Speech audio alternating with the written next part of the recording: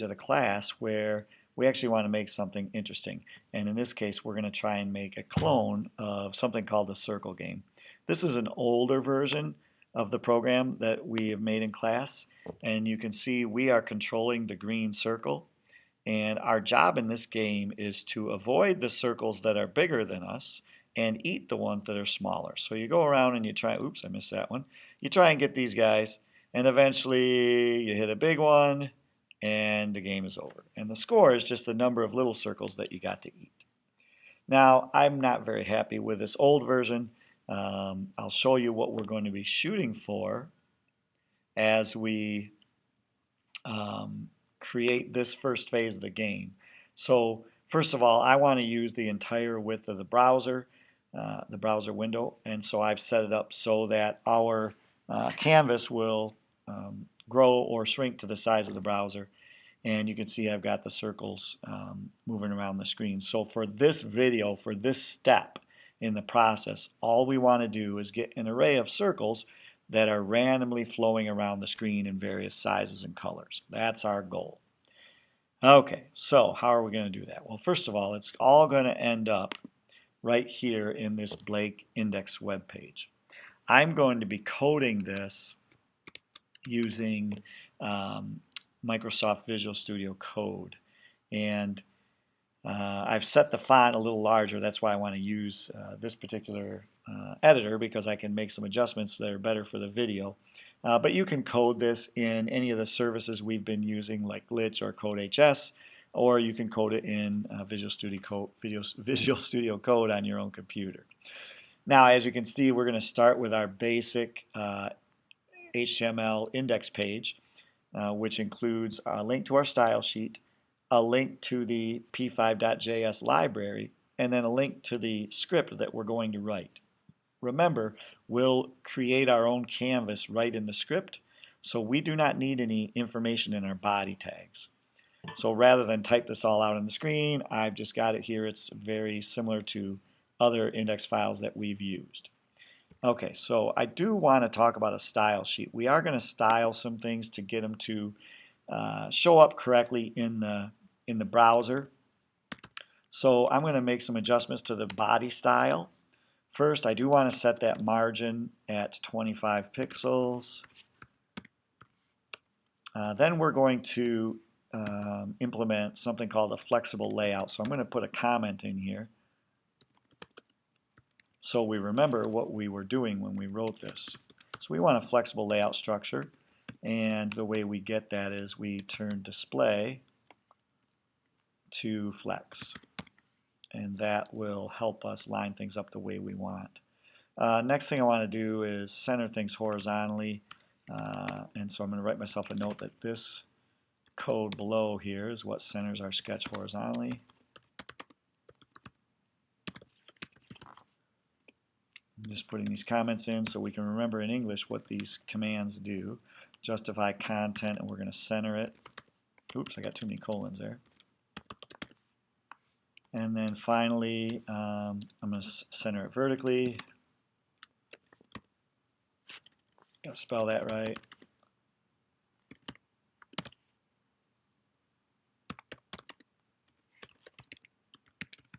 I can't talk and type at the same time, apparently. The way we do that is we align items, and then we're going to center. Okay, so this is really the only styling we need to our code. Remember, we really just have this blank canvas that's filling up the entire browser window. So there's not much going on there in terms of the HTML or the CSS. All the action happens in the script. And so that's where we're going to focus the majority of this video. Now remember, our goal is simply to get a bunch of circles to display on the screen, right? So I'm going to be making an array of circles, and so I'm just going to set that variable up ahead of time. The other thing that we're going to do, we're going to need the width of our window, and it's going to be slightly smaller than the inner width of the window object. So I'm going to set up a couple of variables. One I'm going to call game width, and I'll write that in camel case. And game width is going to be the window object dot inner width. and I'm going to minus 20 pixels. I want to bring it in slightly. I'll do the same thing with the game height. I'm going to steal the window object inner height.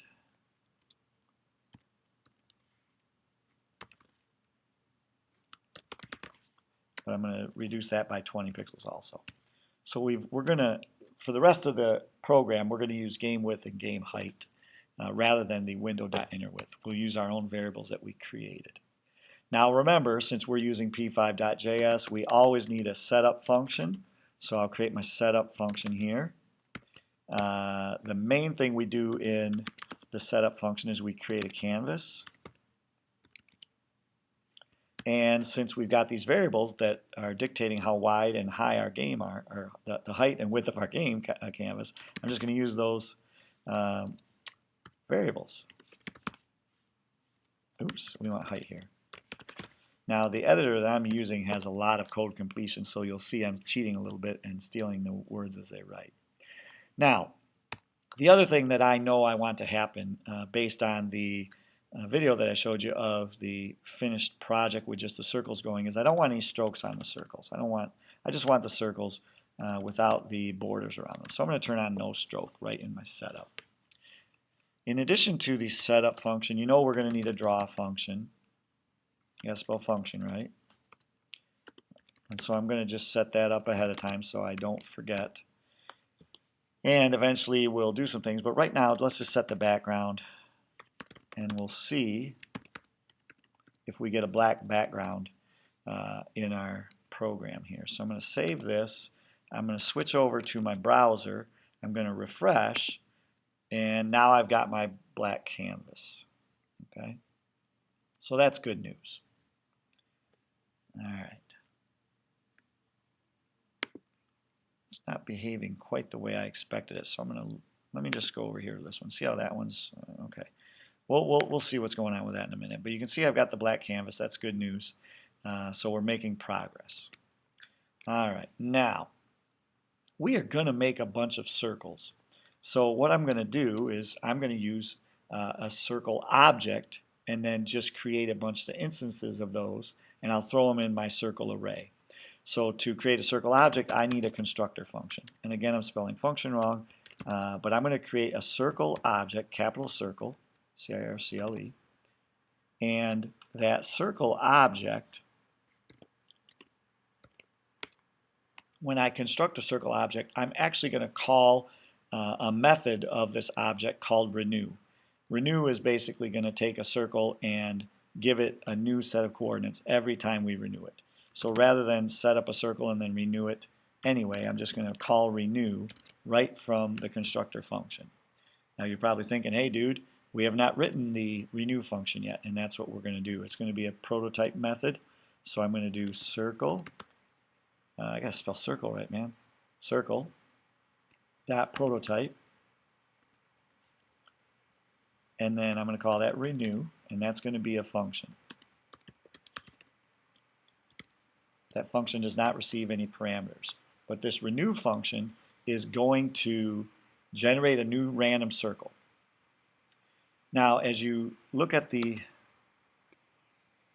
circles flying in from different parts of the canvas, basically we have a decision to make. Do we want that circle to generate from either the top or the bottom, or the left or the right? And also, which direction is it going to go across, and how fast is it going to go, right? So there's a lot going on there. And so as I set that code up here on my new blank canvas, we got to think about all that. The first thing we want is we want it to randomly either come from the top or bottom, so it's going to move vertically one way or the other, or we want it to come from the left or the right, which is horizontally. So I'm going to begin by simply deciding if it's going to be top or bottom. And to do that, we just need a random call. So I'm going to call random, and I either want to get a 0 or 1. So if I call random and it's greater than 1, then my circle is going to start from either the left or the right. Otherwise, it's going to start from the top or the bottom. So let me indicate that if I'm in this one, we're going to start from left or right. I'm going to spell this right.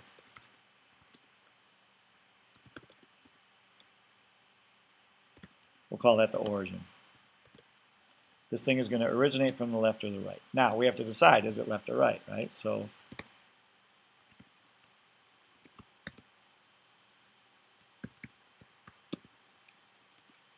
we'll call random again.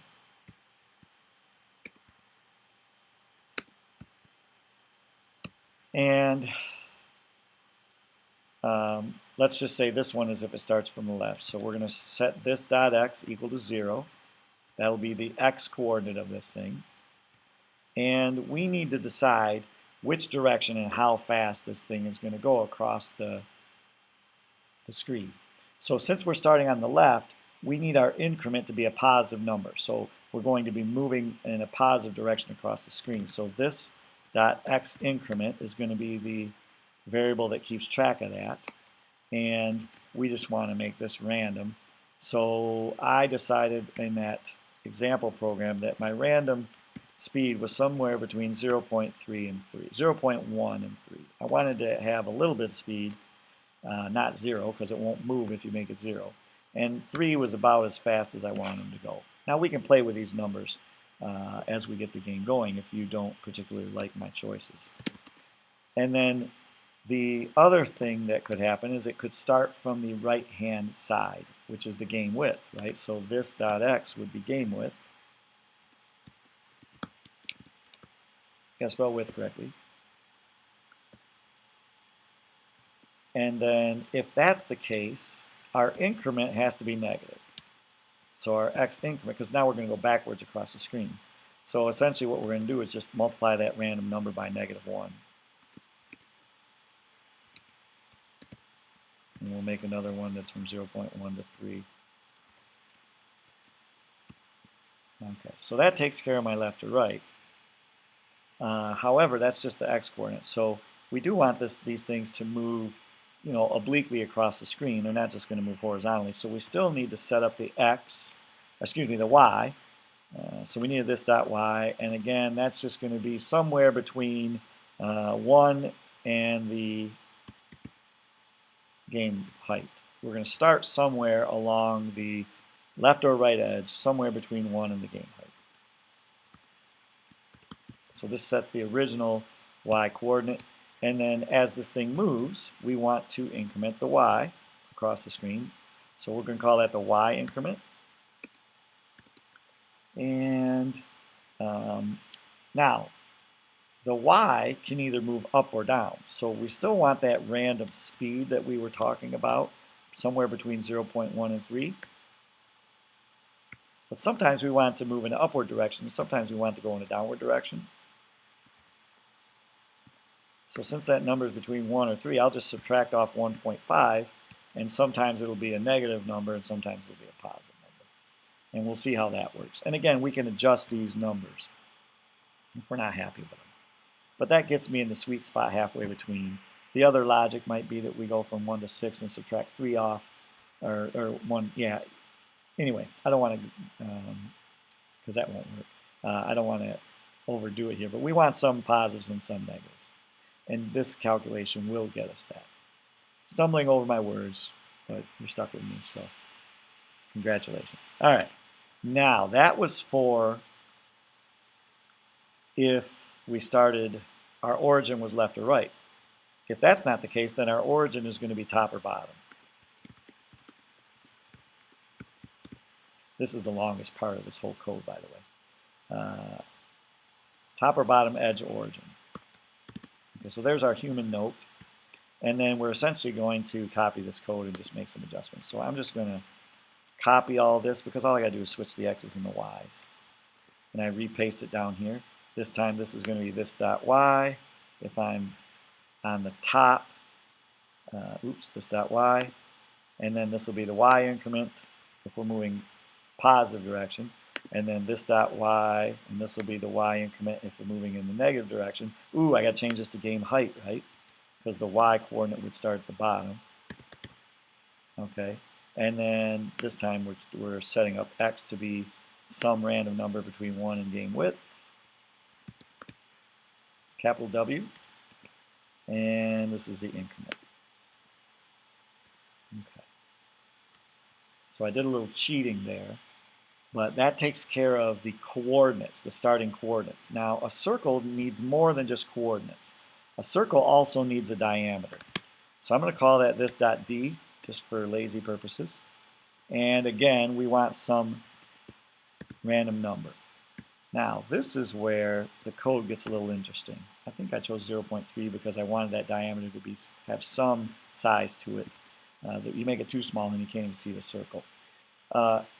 Remember, we're going to have, eventually we're going to have a hero on the screen that we control. And some of the circles are bigger than the hero and some of the circles are smaller than the hero. And so as we create these new circles, we want half of them to be smaller approximately and half of them to be bigger. So if I find out what the diameter of my hero currently is, which I'm calling the D factor, and then I double that should get me approximately 50% bigger and 50% smaller. So we're going to do 2 times some new variable called D factor. Now I haven't said anything about D factor yet, so I do need to go up to my variable list here and I need to set the initial D factor. And that'll be the radius of my original hero. Let's just set that for 20 right now and we'll see how that goes. So the diameter of the circles is always, at most,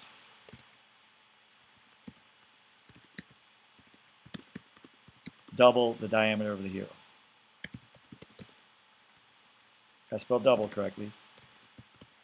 All right, now we're not going to have a hero in this first phase, right? We just want to get the circles on the screen, but we know that's coming, so we need to account for that. And then lastly, let's make these a random color.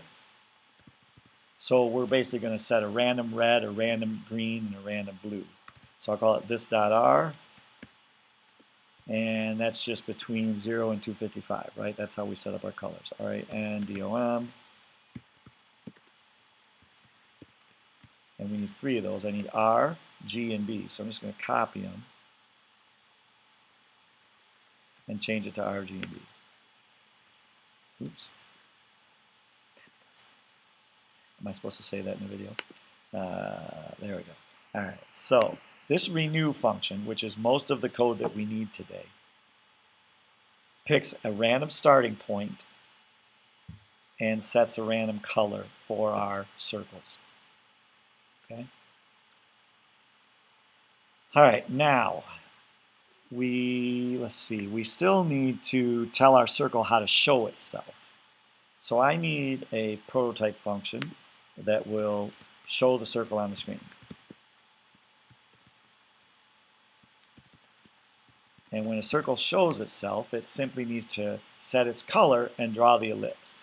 So we're going to fill with this dot R, this dot G, and this dot B. Oops, no and. Our red, our green, and our blue. I didn't put a dot here. We'll fill. Why did it put file? Let's see. I gotta watch what I'm typing here. Just fill. Okay. Just fill, and then we'll ellipse this. And then it's this dot X, this dot Y. I didn't put the X here. Those are the, and this dot D for the diameter. That will draw the ellipse, or the circle, yeah. So that's how the circle shows itself. And for now, that's good. We've got it renewing, we've got it creating, we've got it showing. Let's do this. Let's go to the draw function. And actually, no, we can't do that yet. We don't have any circles. In our setup, we need to tell it to make some circles.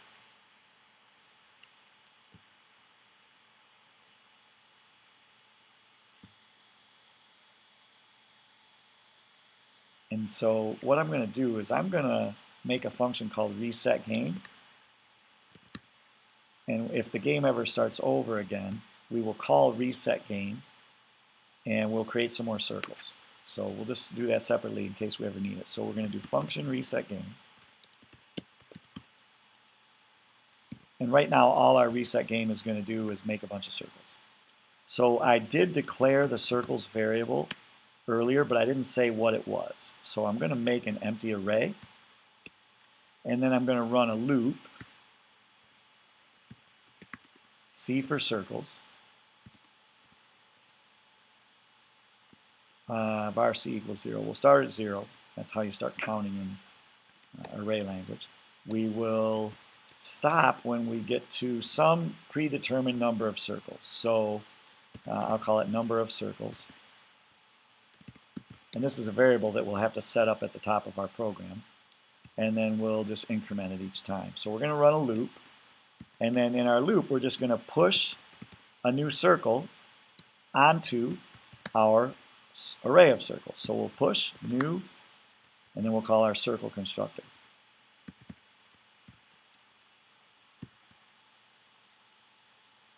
And that will do it for the reset game function right now. We do need to go set the number of circles. So we'll come up here and we'll make that variable. And let's just try 35 for now. Again, we can adjust that later. It's all right up here at the top of the program. I'm going to save this, and let's see if anything draws. I'm going to refresh. Nothing's drawing, and we have an error, so that's awesome. First of all, let's talk about why it's not drawing. It's not drawing because we didn't put anything in the draw function. So let's put a loop in here, and I'll go find the error in a minute, but let's put a loop in here.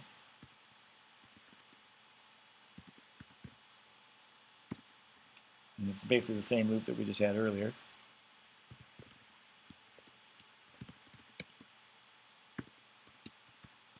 And what we'll do is we'll just show all the circles. Fiddlesticks, it's not letting me type it for a minute. Okay, so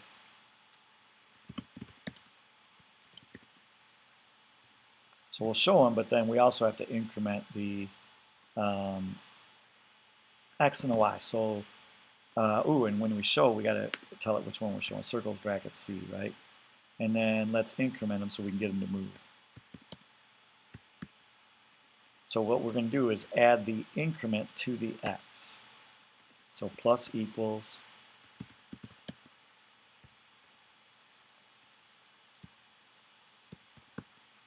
right? We just take the old X and we increment it by our increment. And then I'm going to copy and paste that in and change that to Y. And that should get these circles moving. Now remember, we still have an error that we've got to figure out. Let me save this, and then I'll come over here and refresh. And then we have to go to our developer console, right, to find out the error. I'm going to figure out where mine is on here. Here it is. Come on, baby. Line 64 has an error, so let's just see what that is.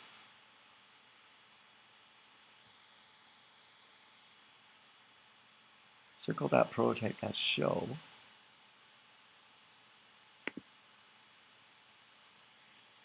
Oh, I got to say equals function. Yep. Come on, baby. You probably figured that out when I was typing it, but I didn't see it. All right. Let's see if that made a difference. We'll refresh this, and then we'll get rid of the console. All right. Nope, I got something. I spelled this wrong in line 66. Vid. Where's line 66? Yep, see my vid there? Save it again. We'll refresh. Let's see if we can do this.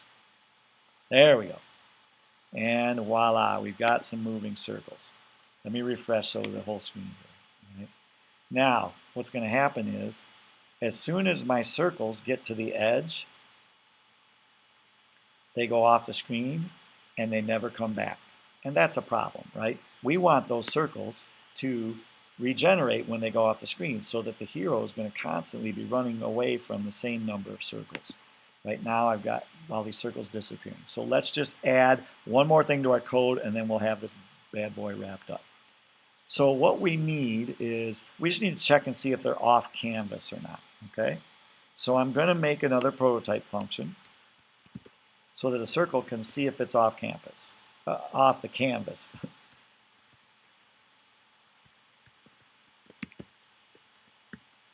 Now you can go off the canvas on the left or the right or the top or the bottom. This is going to equal a function. Got to spell function right. F-U-N.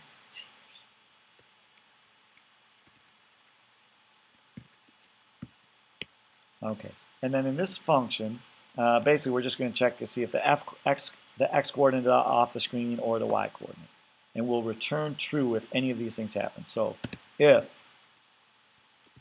this dot x, if we're less than 0, we're off the screen, right? Or where's my pipe? There it is. Or we're off the screen on the right if we're greater than game width. If that's true, either of those are true, we're going to return true. We tell the program that yes, we are off the canvas. Let's see, we also got to check up or down. So let's do an else if. And we're going to check this dot y. If we're less than 0, we're off the screen. Or if we are off the bottom, so if we're bigger than game width, or game height, excuse me.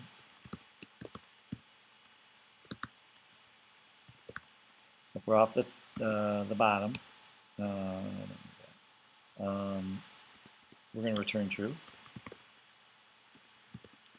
And if neither of those are true, that means that we are still on the screen and we want to return false, meaning we did not go off the canvas. Right? So off canvas will be false if we're still on the canvas. It'll be true if we've gone off. And then we simply need to check that in our draw loop every single time we update our circles. And so that happens in this loop right here. And I'll just put an if in. If whatever circle we're currently examining, which is circles bracket C, if the off canvas is true, so we just say if circles bracket C off canvas, if that's true, then we're going to renew that circle.